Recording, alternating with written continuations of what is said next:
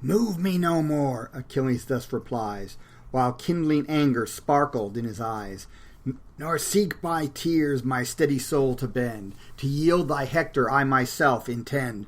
For know, from Jove my goddess mother came, old Ocean's daughter, silver-footed dame. Nor comest thou but by heaven, nor comest alone. Some god impels with courage not thy own. No human hand the weighty gates unbarred, nor could the boldest of our youth have dared to pass our outworks or elude the guard. Cease, lest neglectful of high Jove's command, I show thee, king, thou treadst on hostile land.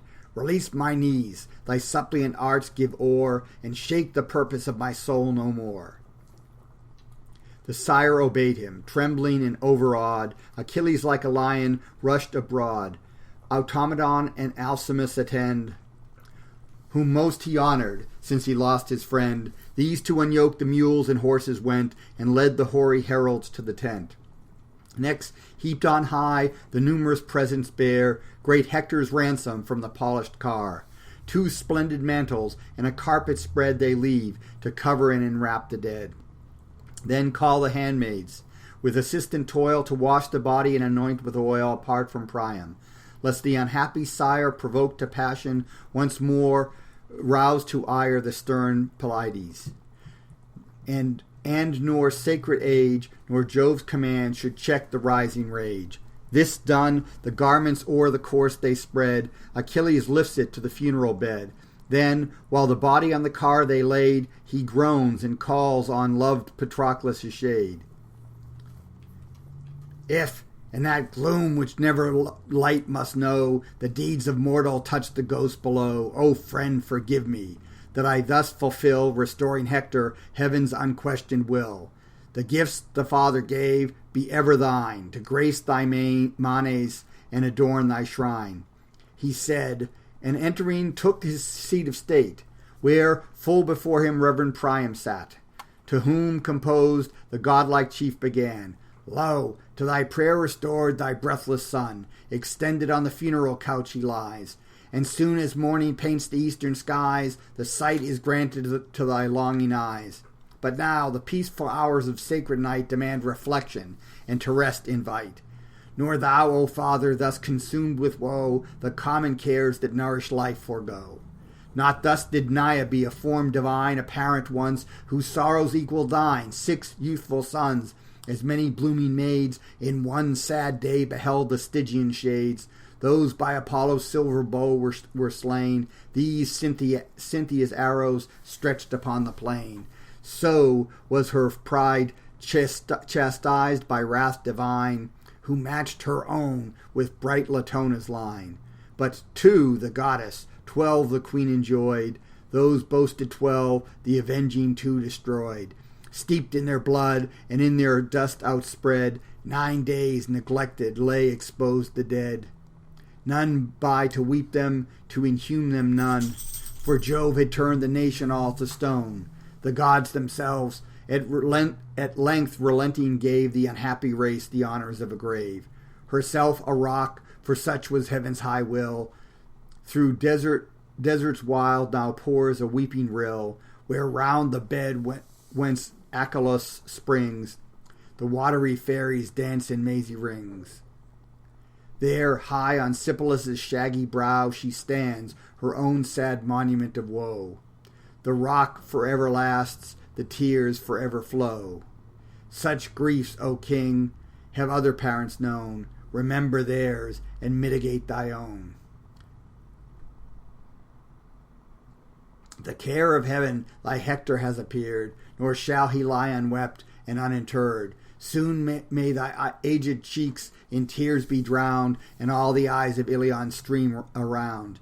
He said, and rising chose the victim ewe with silver fleece, which his attendants slew. The limbs they sever from the reeking hide, with skill prepare them and in parts divide. Each on the coals the separate morsels lays, and hasty snatches from the rising blaze. With bread the glittering canisters they load, and which round the board Automedon bestowed. The chief himself to each his portion placed, and each indulging shared in sweet repast. When now the rage of hunger was repressed, the wondering hero eyes his royal guest. No less the royal guest the hero eyes, his godlike aspect and his majestic size. Here youthful grace and noble fire engage, and there the mild benevolence of age. Thus gazing long, the silence neither broke. A solemn scene, at length the father spoke. Permit me now, beloved of Jove, to steep my careful temples in the dew of sleep.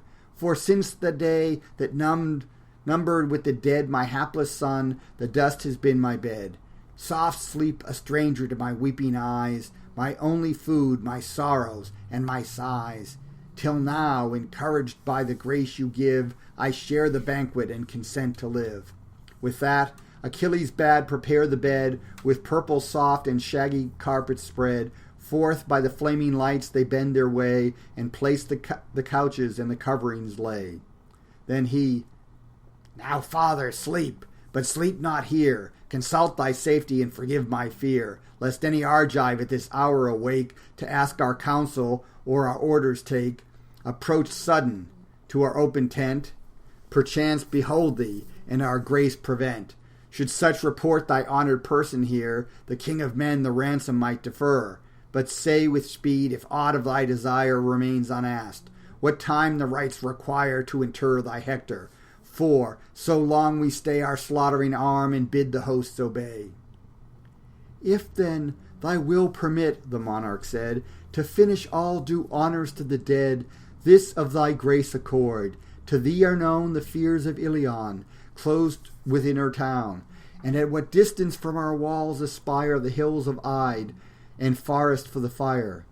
9 days to vent our sorrows I request, the 10th shall see the funeral and the feast, the next to raise his monument be given, the 12th we war, if war be doomed by heaven. This thy request, replied the chief, enjoy, till then our arms suspend the fall of Troy.